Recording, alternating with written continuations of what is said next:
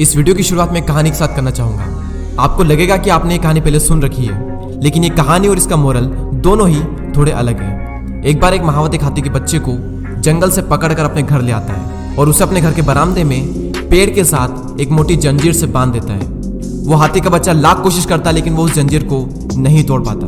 अब वो महावत देखता है कि वो हाथी का बच्चा कोशिश भी नहीं कर रहा उस जंजीर को तोड़ने की। वो महावत भी उसे वहीं पर खाना पानी दे देता है और वो हाथी का बच्चा अब ये मान चुका होता है कि यही मेरी जिंदगी है। उस हाथी के बच्चे को जिस जंजीर से बांधा गया था, जहां तक वो जाती वहीं तक सिर्फ वो हाथी का बच्चा चलता था और वो उस पेड़ के गोल गोल चक्कर लगाता रहता था। कुछ ही सालों बाद वो हाथी का बच्चा बड़ा हो जाता है। अब महावत उसे जंजीर से नहीं बल्कि रस्सी से बांध देता है, क्योंकि अब वो हाथी कोशिश भी नहीं करता उस जंजीर को तोड़ने की। अब अगर वो हाथी चाहे तो उसमें इतनी ताकत है कि ना सिर्फ जंजीर और रस्सी बल्कि वो पूरे पेड़ को भी उखाड़ सकता है। लेकिन अब वो कोशिश भी नहीं करता, और सिर्फ इसलिए क्योंकि वो अपने एक कंफर्ट जोन में चला गया है।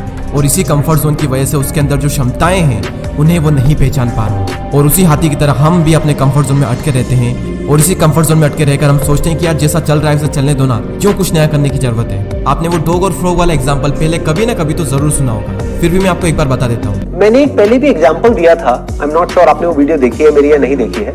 मैंने देखी है, दोबारा से बताता हूँ। हाँ सर, एक कुत्ते का एग्जाम्पल कील वाली।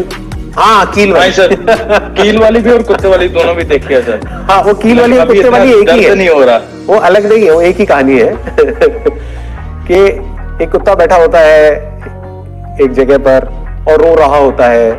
तो उसके पास में एक भिखारी बैठा होता है। उससे आकर के कोई आदमी पूछता है कि यार ये कुत्ता रोता क्यों रहता है पूरे टाइम। तो भिखारी कहता है कि जहां वो बैठा है उसके नीचे कील पड़ी हुई है। तो कहता है जब इतना दर्द होता है तो उठता क्यों नहीं है। तो कहता है अभी इतना दर्द नहीं हो रहा कि वो उठ जाए।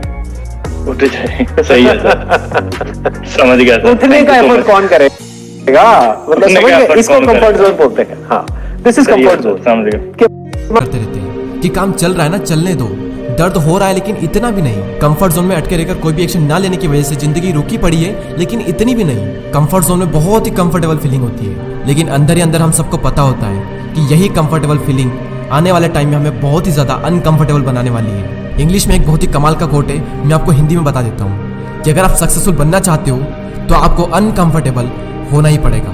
कंफर्ट जोन में रहकर कोई भी इंसान कामयाब नहीं बनता, क्योंकि अगर खैरियत में मिलती कामयाबी तो हर शख्स कामयाब होता। फिर ना कदर होती किसी के हुनूर की, और ना ही कोई शख्स कामयाब होता। हम इस दुनिया में घूमने फिरने, टीवी देखने, movie, web series, social media पर टाइम पास करने के लिए नहीं आए हैं। पहले खुद के लिए कुछ करके इस दुनिया में किसी न किसी इंसान के काम आ सके, इस पर्पस को पूरा करने के लिए हम सब ने इस पृथ्वी पर जन्म लिया है। और दुनिया के लिए कुछ करने से पहले आपको खुद को ग्रो करना पड़ेगा, और कंफर्ट जोन में रहकर तो आप कभी भी ग्रो नहीं कर सकते। कंफर्ट जोन से बाहर निकलने का मतलब है कि वो चीज़ें ट्राई करो जो आज तक आपने ट्राई नहीं की है। जितने भी काम को आपने अधूरा छोड़ा उन सारे काम को पूरा करो। अपनी छोटी सी मोबाइल की दुनिया से बाहर निकलकर उन लोगों से मिलो जो तुम्हें ग्रो कराएंगे, जिनसे तुम्हें तुम्हारी फील्ड का बेसिक नॉलेज मिलेगा। तब आप ग्रो करोगे, और जब आप कंफर्ट जोन से बाहर निकलकर कुछ करोगे, और तब जो कंफर्ट मिलेगा उसको शब्दों में बयान नहीं किया जा सकता। मैं आशा करता हूँ कि वो कंफर्ट आपको मिले, लेकिन उस कंफर्ट को पाने के लिए पहले आपको अभी का जो कंफर्ट है वो छोड़ना पड़ेगा, क्योंकि आपके कंफर्ट जोन के बाहर कई सारी अपॉर्चुनिटी आपका वेट कर रही है। तो उन अपॉर्चुनिटी को मिस मत करो। Get out of your comfort zone now.